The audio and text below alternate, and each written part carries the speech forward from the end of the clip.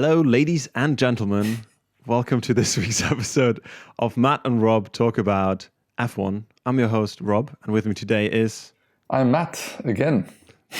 Hey, great. I think the intros just keep getting better. So, right, moving smoothly along to the qualifying of the 2020 Hungarian Grand Prix. Matt, do you want to give us the overview, the results? I guess we can start with the predictions that we made last week. Yes, let's start with the predictions. Yeah, absolutely. Well, I'm going to get them right there. You had, for the qualifying, you said first Bottas on pole, then Hamilton and Verstappen third. And I said Verstappen on pole, Hamilton and Bottas. And ended up a little bit different. Just a tiny bit. Quite a bit different. Well, two of them were there, which Hamilton got the pole and Bottas was second. But the third man on the podium of qualifying was, a new guy for at least 2020 and I think 2019 too. It was Lance Stroll for Racing Point. Quite a different outcome that we expected, I think. Yeah, definitely. Absolutely incredible to see Racing Point so far ahead or so high up, really. I mean, there's no surprise to me that Mercedes did really well again. Hamilton and Bottas. It was kind of a question maybe if Bottas can beat Hamilton this time around for the qualifying, but that wasn't the case by 1/10. So not very much, but again, Hamilton out qualifying his teammate. And Stroll and Perez with 3 and 4. Really good. And I think it's one of the first time Stroll actually out qualified Perez as well on this racetrack with Racing Point. And then our other predictions for qualifying also I thought was quite interesting. Oh yeah, it was the Ferrari predictions. Ferrari, yes. Which I think again is maybe more interesting. We had you said Leclerc 7, Vettel 8, and I said Leclerc 9th and Vettel 11th, which was way better than that. I think they were like Vettel 5th and Leclerc 6th, so that was way better than we expected. Way better, yeah, absolutely. And interesting to see them, I guess, as third fastest team in qualifying. I think it's mainly down to Red Bull really having some issues with their cars and struggling quite a bit for pace. Especially Albon. Yeah, tough. Especially Albon, yeah. It was quite interesting to me to see sort of the difference between, I guess, race and qualifying in the teams. But it was kind of a shock for me that Verstappen qualified 7th and Albon actually have to scroll down quite a bit, only in 13th. After they had a pretty good performance last weekend. And also for Albon to be that far behind his teammate. I think it was just so many issues that Red Bull had with the aero package, I think, on the car and things like that. So I think they didn't find like the right balance for it. I don't know what's wrong with the new update that they have. And I think also Albon was not he asked to not be released in traffic, and they released him in traffic. So there was a lot of little things that happened that he wasn't happy about and the team wasn't happy about. So it was like a whole lot of stuff that made that his qualifying was just bad. And I think after that there was like an interview with George Russell, and he took the defense quite fast about for Albon and said he's a fast guy, and he said that Red Bull is making him look like an idiot. And is it true? I don't know, but I think like maybe the car is more suited for Verstappen's kind of driving, maybe, and maybe it's trickier for other people to come and actually drive the car because it's like developed in a certain way. Maybe that's why Gasly struggled. Maybe that's why Albon is struggling a little bit, because even if he finished 4th last week, he still was like a long way was far away from Verstappen. So maybe there is something. Yeah. I mean, it's always challenging for anyone who has to have Verstappen as his teammate, and Verstappen, I think, is the clear number one in Red Bull's team hierarchy. That makes it. I mean, that makes it difficult. I'm not. Yeah, you're probably right. I'm not entirely sure how much development of a car is just for one specific driver. But if they had to tailor anything to a driver, they would do it towards Verstappen. So I mean, it could be that it could be just like a whole bunch of maybe just the traffic and maybe it's not that at all, but maybe maybe that's something that could explain why his teammates are struggling to keep up with him or not. Yeah, definitely, 100%. Right, that was very interesting qualifying to me, and just to see the difference in performance. And it's kind of, in a weird way, it's kind of nice to see other teams struggling and not just Ferrari. But moving along to the race, because the race was... I think before that we go to the race, I think we have to mention Williams, that had the first Q2 with both cars since 2018. Absolutely. How can I forget? Yeah, again, absolutely incredible. There was a very, very cool message from, I think it was George Russell on the phone, where he was just super excited about like getting that lap in. That's a lap. I think that was exciting. That was super hopeful for me as well, to see that Williams is improving. So that's good. Getting better and coming sort of back from where they were, and like what sort of they had over the last couple of races, or last couple of years even. Because Williams is a team that has been in F1 for absolute ages and used to battle with Ferrari and the likes for the championship. So definitely a team with a lot of history. It was great to see them back up again. And Gasly also did a great job. It was 10th, and I think Kvyat was like way back. So, and he didn't run in FP1 because his car had problems. So with minimal practice, he managed to do a great lap. So that was good. That was pretty much all I have for the quali, I guess. The qualifying, yeah. Right. Going into the race, I mean, there's a couple of things that we should. Well, maybe one thing we should address before we talk about the race, and that's something we talked about last week as well, and that's sort of the whole thing with supporting the BLM movement and around the sort of We All Race as One campaign that F1 is running at the moment. But they have done really well with the first race, where they sort of came out together, all the sort of drivers together were wearing the shirts and things like that. And it was all sort of fairly well orchestrated, and there was time for everything. Then the second race of the Austrian Grand Prix wasn't quite that. They cut away from it. They showed other things and sort of took away from the opportunity to again show the message and show that they're standing together against racism. And this time around in the Hungarian Grand Prix, it felt even worse to me.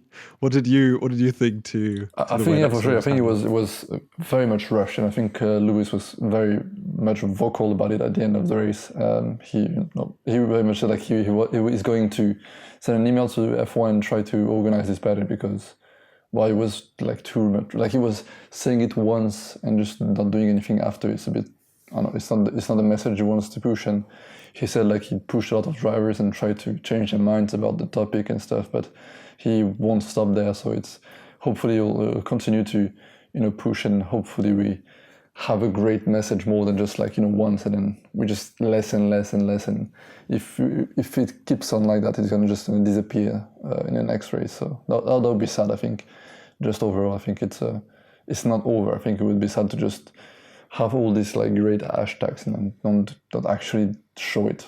So yeah, definitely. I think I totally agree. It sort of just felt really rushed. Sort of people running from their cars to the spot where the national anthem sort of where they all sort of stand together, and just before that they had the small opportunity to sort of kneel or show their support for the movement, and a couple of people knelt down.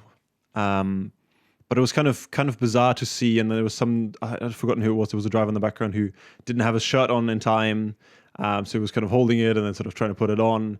And it's messy, right? It's just a bit messy. Right. Like, and it doesn't need to be messy. Like to me, it's a fairly straightforward thing. You just take the time, make sure everyone's there.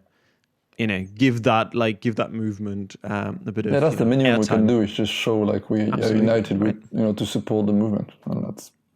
If you don't want to do anything actual after that, it's your whatever. You can do whatever you want, but I think at least just show a message and share the message. I think it's important, and I think we definitely should actually put some action behind these words to actually make an impact. But that's I guess a deeper topic. But I think just give time on TV and stuff would be a first step.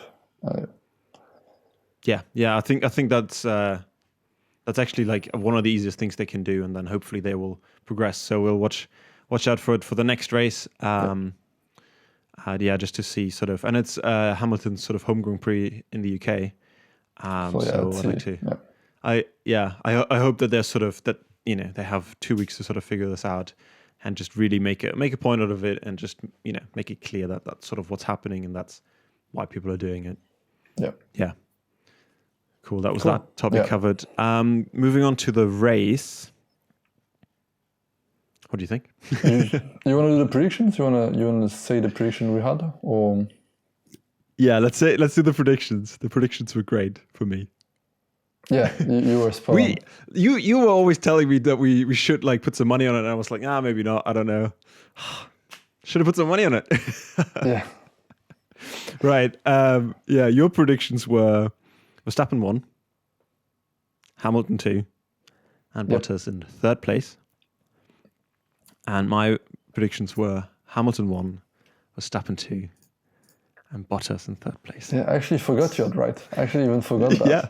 I was kind of close, and I forgot you had it right. So that's a great job, I guess. You had to put money on it. Yeah, thanks. It's just showing that our podcast, actually has knowledgeable people on it that experts. Know what they're talking. Experts. Yes. Experts is a good word. I couldn't even think of the word. Great. Specialist experts. And then I guess our Ferrari predictions were also, vastly off actually, this time around. Yeah, it was. So mine was fifth and 8th for Leclerc and Vettel, and yours was 7th and 9th for Leclerc and Vettel, respectively. And Vettel actually this time did better than his teammate with 6th. That was really good. Yeah, and Charles Leclerc came in 11th. We'll talk about, I guess, Leclerc's performance in a bit, but let's do the overall sort of race. What did you think? How did you... 3rd race of the season, the 2020 season, what was your sort of... I think it was an interesting start for sure. I think the mixed condition at the start. I think I would have hoped for more like mixed conditions, because it just after like 2 laps it was done pretty much. Yeah.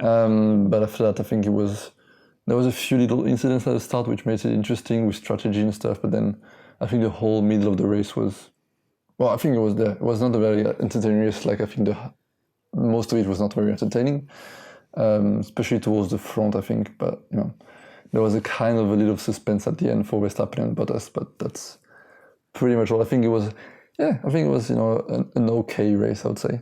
It was not the most entertaining, but it was good.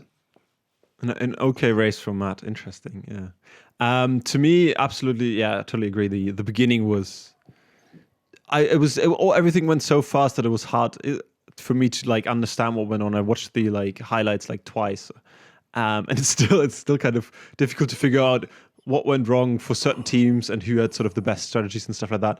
It was mainly down to, like you said, mixed conditions. So the track was kind of damp still. So everyone was on intermediates, except one guy. I've forgotten who it was. It was Magnussen that was on full wet. Magnussen was on full wet. That was kind of an interesting choice. But then just before the race, they actually changed a couple of people onto slicks already, which was a little bit early. But they actually just changed, in the formation lab, they just called Grosjean and Magnussen to put them on mediums. And they were only ones to do that, so yeah. Which had a bad impact at the end after the race, but I guess we can talk about that after. Yeah, we'll talk about that after. But yeah, it was kind of interesting to see that, and it sort of makes me wonder if there was more opportunities for other teams to just sort of go for a bit more of a gamble. I think so, right? Yeah, definitely. And just sort of try and like pull something out of the bag.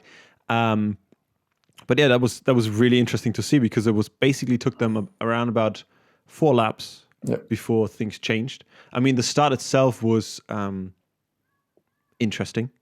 Really, like some people got off the line really well. Some people didn't get off the line really well, and was kind of partially due to the conditions. Bottas looked like he jumped the start, but then sort of didn't jump the start, and it was a tricky one. Some people say he jumped, some people say he didn't jump. I mean, I think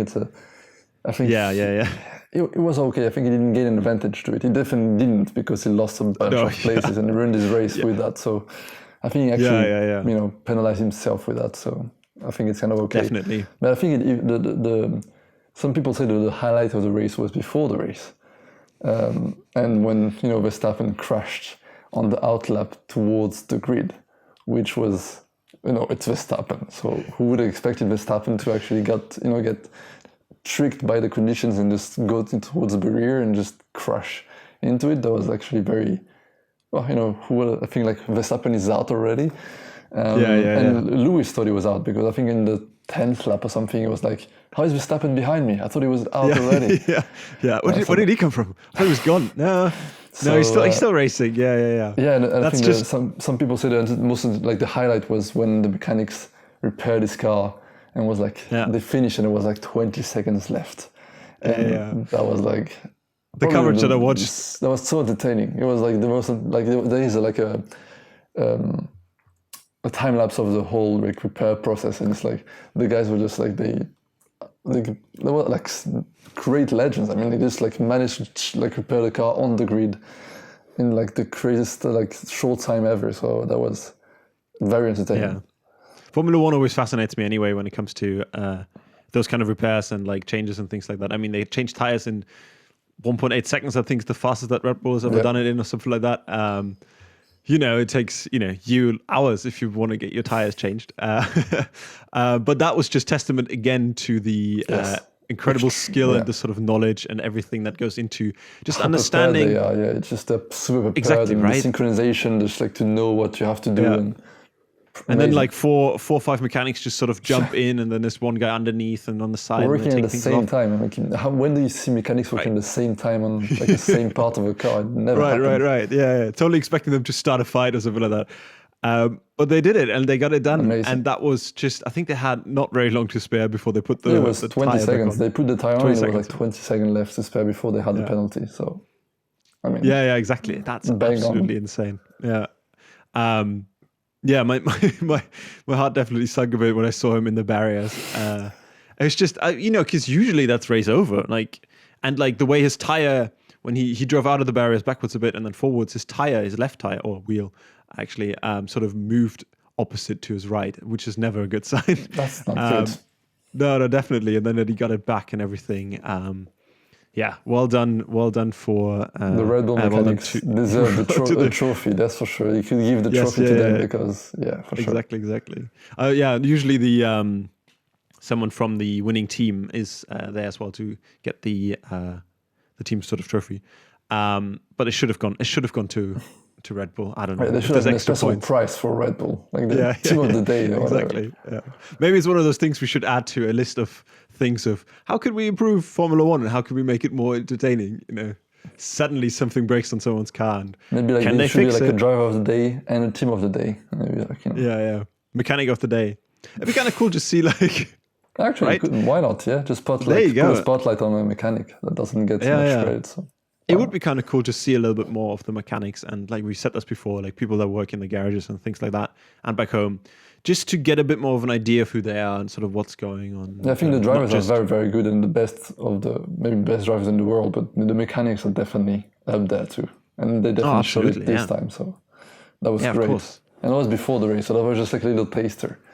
Yeah. The coverage that I was watching was basically saying there was two races. Like they were bringing you two races. The race, can Red Bull get it done, and then the actual race. And then Verstappen had a great start. Like even he had full confidence in the balance that he was perfectly repaired, and just like got like the best start like he could have. Yeah, and that's down to the driver at that point, right? Like you've just crashed. It wasn't the most sort of highest speed impact or whatever. But still, you drove it into the barriers. You're never entirely sure if the car is back to the way it was. And if the balance is perfect, whatever. Yeah, so you never know if it was right. Exactly, and he already lost confidence. Must have lost confidence a little bit because the car didn't behave the way he wanted it to. Otherwise, he wouldn't have crashed. And then for him to come out and just put his foot down, 7 to 3rd in two corners, exactly. Whatever. The way he's sort of next to Vettel in the first. I think it's the opening lap. Vettel was struggling to put his get the power down, unfortunately, because the track was still damp at that point.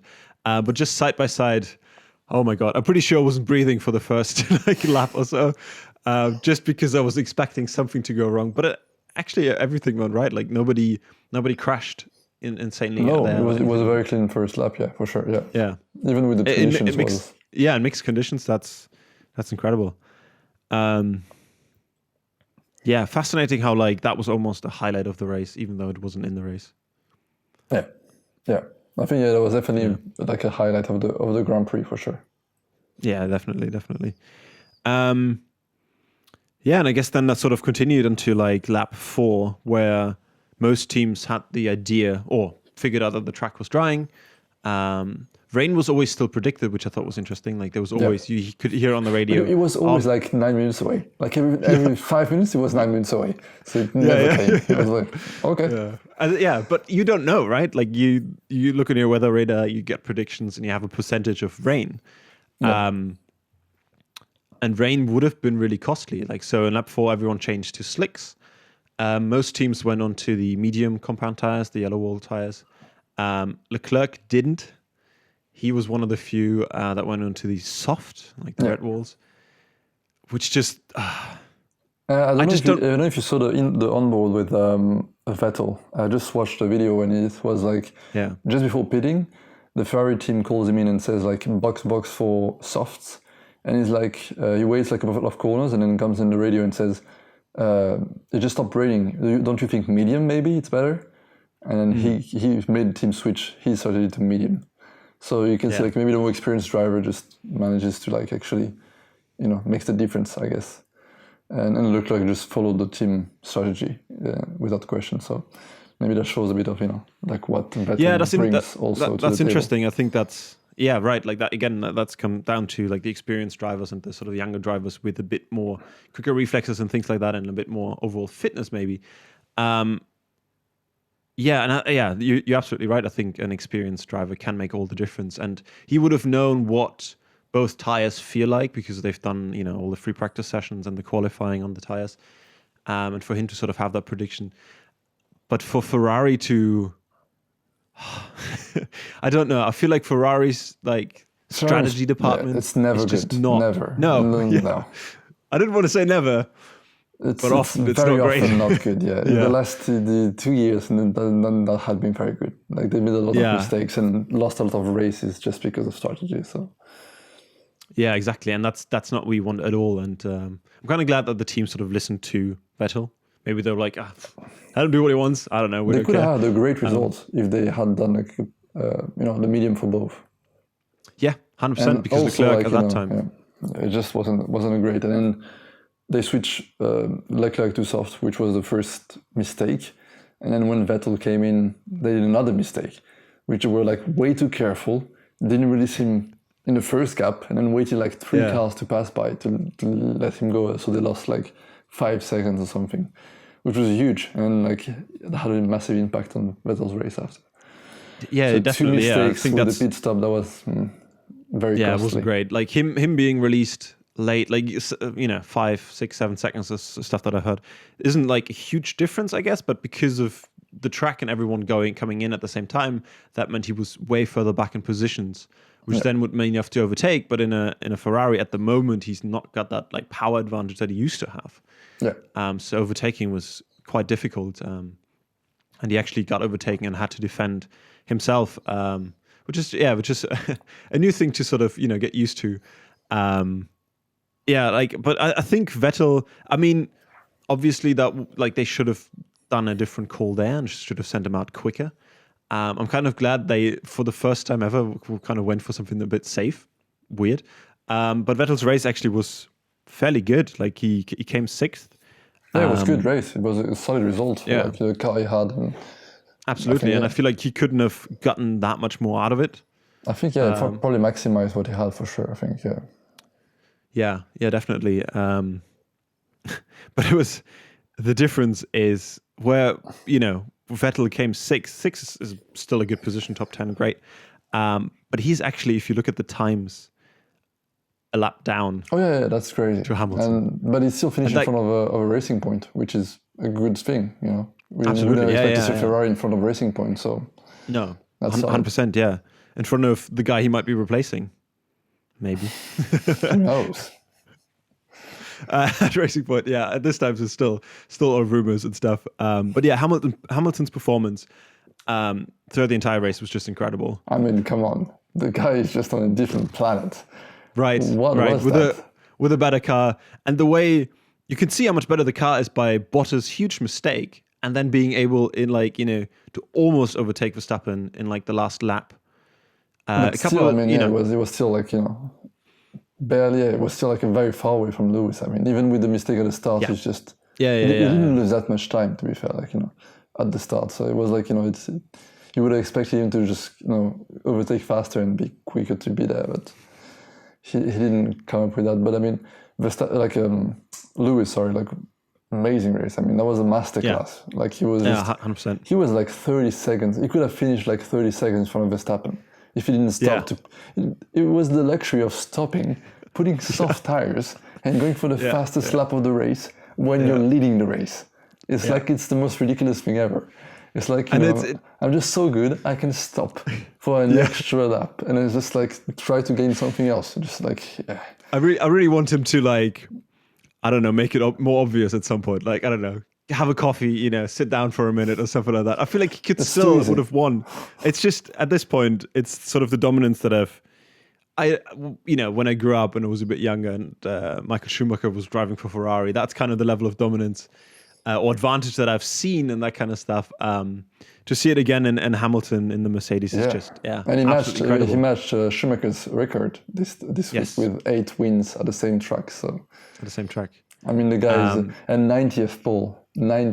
So that, I think that was like Fangio and Prost combined number of poles. It's an insane number. It's like he's so far ahead of anyone. It's insane. Yeah. And like even though, who was regarded as one of the best drivers, Michael Schumacher, like all of his records are slowly crumbling, record by record. And he could get to 100 by this season if we have 10 more races. Right. Yeah. I mean, it's definitely possible. I'm sure there's some other tracks that maybe, hopefully, if Red Bull gets their stuff together or Bottas, they can challenge him. But is Bottas really there to challenge him? That's what I was thinking too. Is like, even if with the same performance, when Lewis has a bad day, sure, he's there. Like we saw the first week of the season, Lewis had a bad weekend, he was there and took the win. But like on a similar kind of good day for both of them, like does he really have the edge? Like just a little extra thing to just get Lewis on like a straight battle. Yeah, I'm not sure about that, to be fair. Yeah. Like I don't he's think a great, super talented driver. 100%. Does he have the extra little talent, whatever Lewis has, like the little extra sauce that he has? And I'm not sure he has that, to be fair. Magic ingredient, the little sprinkle on the top. I don't know. I think it's this sort of the sheer willpower that Hamilton must have, because he's won an incredible amount, right? Like some people win the championship once and that's enough for them. Rosberg did it, and then he was like, that's enough for me. Like it took everything out of him to do that, to fight Hamilton and win against Hamilton. That he was like, no, that's good. That's hard enough. That was hard enough. Yeah, I'm not doing that again. But for Hamilton to have won so many times and then come back stronger and stronger every time, that's like testament to just his willpower, his character. Yeah. It's insane. And I think Bottas is definitely a very, very solid number 2. So 100%. Yeah. It would be great to see him fight closely with him for the championship to make it a bit more interesting. But I don't think that he has the thing to win it. I think probably to fight for it, for sure, but to win it, I think Lewis has this extra little like I don't know what he has, but like extra motivation, extra like little talent that he can find. Like he can push himself at this extra, like a little bit much, just find the extra 10th of a second, to put the best lap. It's just amazing. And even if the qualifying doesn't maybe go, if Hamilton doesn't win the qualifying and isn't on pole, in the race he still has like, I think he almost brings it like every lap if he needs to. Like he will fight and he'll push the car as much as he can every lap, and that's something that I feel like Bottas isn't doing as much. I don't know. I obviously haven't seen it, but to challenge someone like Hamilton, you'd have to. At the beginning of the race, he was like have a problem with our engine, but he was setting fastest lap after fastest lap on the beginning of the race, and I was like, come on. Those messages, man, get me every time. It's like, the car feels terrible, and he's like fastest lap. And then like keep the tires, like protect the tires, like keep, and it was like fastest lap. I'm taking care of the tires, don't worry. Yeah. And he said like I'm always trying to learn more about like how to save the tires better, but he's still like crazy fast. Like 30 seconds behind for Verstappen. It's a huge gap. I mean, come on. Yeah, massively. And the way what I was saying earlier about Vettel being a lap down, when he overtook him, almost looked like Vettel was standing still. Like the speed that, obviously Vettel would have to slow down because he gets blue flags and stuff. But still, like even after that, Vettel couldn't keep up with him for a bit. Like it was just, it was just the gone. onboard of the quali for his quali lap was insane. The car was just like stuck to the road. It could just turn and the car would not move. There was no corrections. Exactly, there was no like movement in the steering wheel. It was just like you turn and the car turns like perfectly. It's amazing. And obviously that's amazing to watch for us, but it must be frustrating to watch for the competition. If you're Red Bull and you have a fairly competitive car and you don't get it down, right? Yeah. And it's like, and then there's the other team. Just insane. I mean, that comes down to like a topic I want to talk about in just a few minutes. The sort of the budgets and the way teams are developing, and all of that is changing for the next season, which I think is really fascinating. But yeah, let's keep going with sort of the rest of the race. I mean, I don't know how much more we can say about that. Stroll for me really great in fourth position. Solid result. I mean, qualifying, then making the race happen. Also, I mean, what could you ask more? I mean, the guy just delivered the job he had to do and did it. I mean, I think he's showing also that he deserves his seat, and he's not just there because his dad has the money. I think he maybe got that's maybe how he got into it, right? Yeah. But I mean, at least he's showing that he's has actually some talent in there, and that when he has the opportunity, he delivers. So I think I was kind of happy for him somehow, because just it's good to see someone like just exactly. And it usually was Paris was sort of outperforming him the last couple of races, to see Stroll taking the fight to Paris, and like it wouldn't be like that like a outrage if he keeps the seat and Perez doesn't. If he keeps on like that, if it's just like if it's one race and Perez just outshines him for the rest of the season, then again it's different. But if he keeps on like that, then maybe it could be something. Maybe we'll have to see about that. Result for sure. Yeah. Oh, absolutely, for Racing Point. But Verstappen was also great race. What could you do better? Yeah, I completely forgot about that. Yeah, it's like start seventh, finish second. Yeah. Just 5 and then like defense. Gained. Defense against Bottas when he needed to. Yeah. Manages everything beautifully. That was again where Ferrari sort of lacked strategy and sort of decisions that could win you a race. Red Bull has it. Like Red Bull also somehow like Verstappen can just drive this car like insane. Like he just can push the car. Like this guy just is one with him. He can push him like to the limit. Yeah. And even if the car is bad, he can manage to go for second. Which is, I was going to say, I'm pretty sure the car wasn't one with him. I think he was fighting the car more than anything. But even then, he's still like... it's still like if you can drive the car very well, even if it's bad. So that's amazing. Yeah. And we said that last time, I think, as well, that a driver like Max Verstappen can just take even a car that isn't the best to its max. And I think that's such a to his max. To his max. Great. Right, that's me done, guys. Thank you very much. Best pun ever. And then we have Albon in 5th place that I just wanted to mention. After he had not the best qualifying, or pretty disappointing qualifying, to come back in 5th, I think is really good for him. Obviously, would love to see him sort of a bit further forwards. Tricky race, I guess. Yeah, it's always tricky. I think maybe Red Bull could have bet on the medium tires and just speeded him, but I mean, again, at the end of the race, like Haas got a penalty for helping the drivers by the radio because they called them to change the tires, which is apparently illegal, which doesn't make much sense. But because when other teams call the driver and say box, what's the difference? Like, to be fair with you, it's like what's the difference? It's like box for me for like slick tires and box for mediums. What's the difference? Is before the race and during the race different? Yeah, that was that's sort of where the move anyway, but Oh, absolutely. I think Haas did the right thing. They didn't have anything to lose. Like, they were like was on completely out of it. So that was like, right.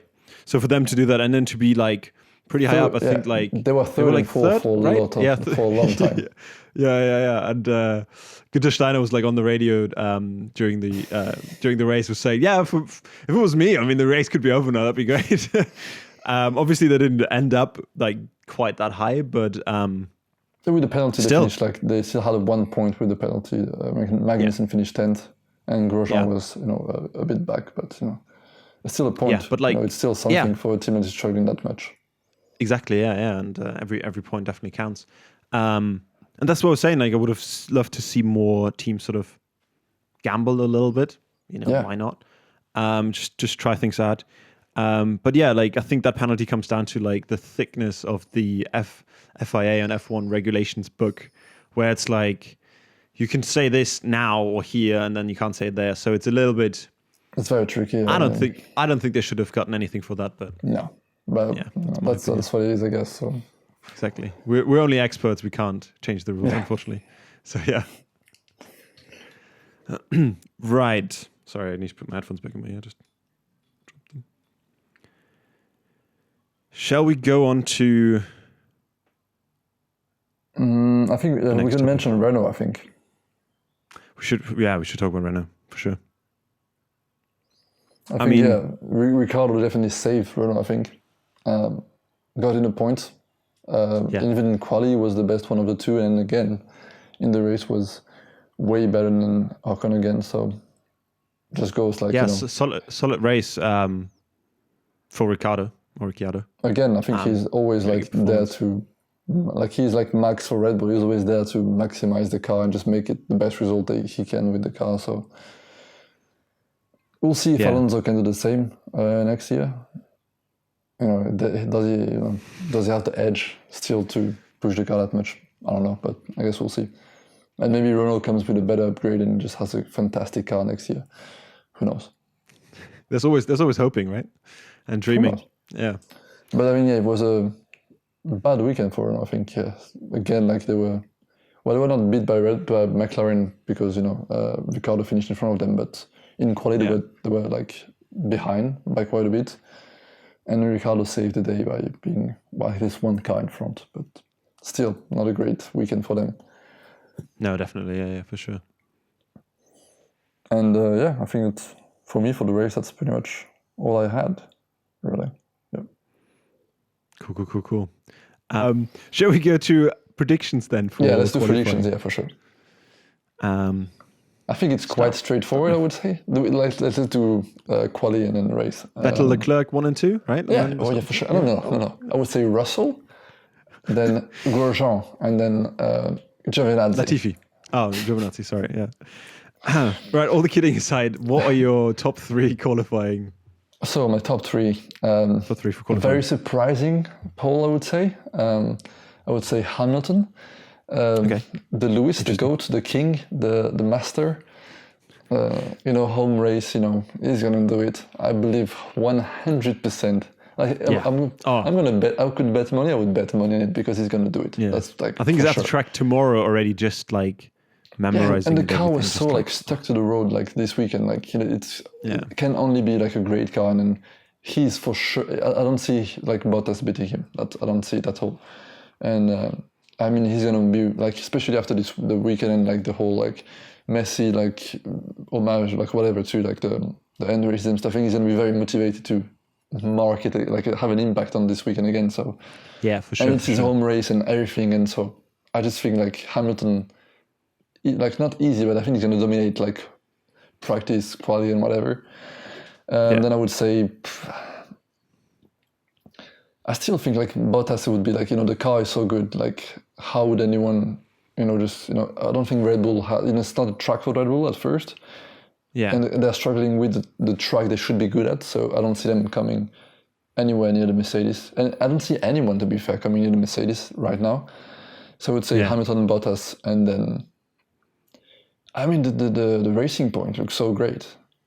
Right. I was going to say that. Yeah. I mean, if you want to be safe, I would say, tricky to say Stroll Perez because Stroll did a good job, Perez did a good.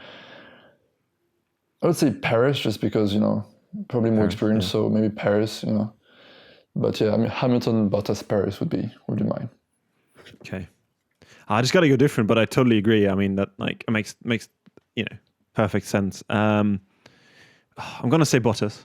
I think he's gonna upset. It's gonna be a big upset for Hamilton. That would be Hamilton a great upset. That would be like a huge. That would like, be homegrown for yeah.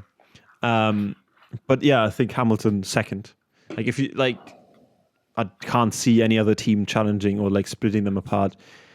Even if Red Bull, I think, get all their stuff together, it's like you said, it's not the track for them. Yeah. It's really, really hard to see that. And Racing Point are super competitive with their Mercedes from last year. The pink Mercedes. The pink Mercedes, the Pink Panther. A Pink Panther against a Black Panther is what some people have called it, which I thought was hilarious. I'm going to go with Stroll. I think he's going to keep his performance up and be third on the grid. Okay. Do you want to do your Ferrari predictions for me?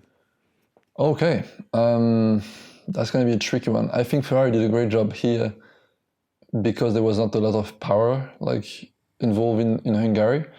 But I think there's going to be way more power needed for Silverstone. So I would say, interesting. I would say Vettel, I think, is going to be solid again. I think because the car is not great, so I think Vettel's experience will pay. So I would say 7th for Vettel. Okay, I was going to say that. and I would say tricky, but I would say I was going to say 9th or 10th for Leclerc, but I'm going to say 10th. 10th, okay. Yeah. Interesting, okay. 7th Vettel, 10th Leclerc. Yeah, I love Leclerc, but I think it's just going to be a tricky one. And it's not, I think it's going to be close, so I think doesn't need to be far. I think so too. I think, I mean, it's just not, not the track for them either, is it? It's just not. I think I'm going to say Vettel is a bit further back, 8th for Vettel. And then Leclerc, 9th for Leclerc. Okay. So I think they make they're going to do Q3. It would be a huge upset if they drop out in Q2 again. But like you said, it's not their track, and it was kind of interesting. I don't really know if the upgrades that they brought to the race have sort of helped that much, but at least the car looked stable enough, right? They didn't have huge issues like Red Bull did, so I mean that's sort of a good thing. For the race.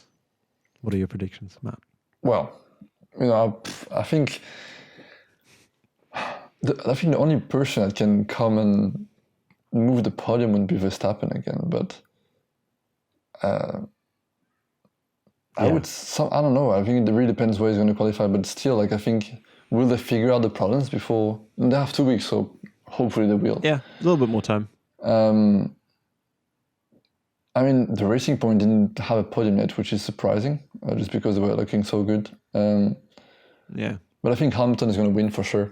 I mean, with performance this week, I don't see how he could just, he was so much on the level. So I would keep unless we get our wet race or whatever. I don't think. Again, if we see the wet race, and a mistake is easily done. So, but I will keep him first and take the win. Then I think let's say it's a dry race because that's the safest way to predict. So I would say, of course. Bottas, I think it's going to be a 1-2 again. No, not again. Sorry, because Verstappen split them. But and then it's going to be interesting. I think it's going to be very the Racing interesting. Point I've got it in them. I think it's going to be close. I think it's going to be close. But the thing is, Albon is there too, so it's very much like a 4-way battle for the third and all the other places. But I think, I mean, you have to bet on Verstappen just because Verstappen is Verstappen. So I would say Verstappen. Yeah. Yeah. Okay. Yeah. I don't think Ferrari or anyone is going to be able to challenge them. A few races back when Vettel did that. I'm gonna have to agree. I think Hamilton has got it, and I think Bottas is gonna be second just because it's not Red Bull's track. But I'd love to see some really good racing between Red Bull and Racing Point because I feel like they're sort of at the same level at the moment. So all of those 4 drivers together in a couple of corners or whatever, or behind each other. That would just be incredible. I'm going to say that for me, Stroll is going to get third. It'd be amazing to see them on the podium, and third place for them. And then Verstappen would probably be fourth or something like that. We'll see how it goes. Obviously, if it's a wet race, all bets are off. So I think it's going to be interesting because, like, even though they were fast, I think Verstappen still was like superior to Racing Point in Hungary with like an average car. So that's also interesting. Yes. Like how. Yeah, definitely. Yeah. The difference in pace in quality, and Verstappen find a way to just not even be close to Stroll. I mean, there was still a big gap between them, so that's interesting. For sure. Yeah. But we'll see. I think it should be interesting. Your Ferrari predictions? I mean, that's a tricky one. Yeah. Because like, will McLaren have a better weekend? Because McLaren didn't have a great weekend. No, they didn't. But the first two were good. So yeah, and it was kind of a power track, Austria. So yeah. Even though they have a Renault engine, they managed to be great. So I think it's going to be tricky for them, to be fair, because straight line is bad, and I don't know if so I would say Vettel hopefully can keep up like a 8 maybe, like just drop one spot maybe, and then Leclerc, let's say he stays 10th, and like 8 and 10 kind of results, like bottom of the midfield kind of, But still points. I would hope they get both points. That would be kind of a not a terrible weekend for Ferrari. Right? No, that's interesting. How that's almost a good weekend for Ferrari now. Yes, that's getting scary. Points. That's scary, man. Yeah, that is scary. But here's hoping. I think Vettel. I'm gonna say Vettel 6th again. Okay. That would be a great result. That would be an amazing result, yeah, considering that there's Racing Point, Red Bull, and McLaren, which should be faster, probably are. And then Leclerc, 8th for me. Mm-hmm. I would love to see a great result from Williams and Russell, just to see them. 100%. That would be great. Yeah, just to sort of keep that performance that they showed. I mean, I put Leclerc in 10th, but I mean, if they could score 1 point, that would be insane. I don't know if it's possible or not, but maybe they have a car that is made for Silverstone. Who knows? Exactly. Yeah. I mean, I definitely hope that Williams is sort of on the up, and that we see more of them and make the midfield even tighter and like full of. At least 1 point in the season would be great, just to break the curse, I guess. Yeah, definitely. Yeah. Cool. But very exciting. We have a weekend off for races, but I mean, we're gonna have to wait. We're gonna have to wait. I'm not sure what I'm gonna do next Sunday and Saturday and Friday. It's gonna be weird. Yeah, I don't know. I have to find something else to do. We'll be back next week. Yeah, I've decided now with another podcast, a different topic. So for everyone who's listening, stay tuned for that. Yeah. And as always, it's been a pleasure to talk to you, Matt. Yeah, it's been great again. And I can't wait for the next one. I guess the next podcast, but also the next F1 races where we could look more about this great sport. F1 race and then the next podcast. I think that's how. Oh, maybe they're almost on the same level. We'll see. Thanks for listening, everyone. Thanks for watching, and see you later. guys soon. Bye.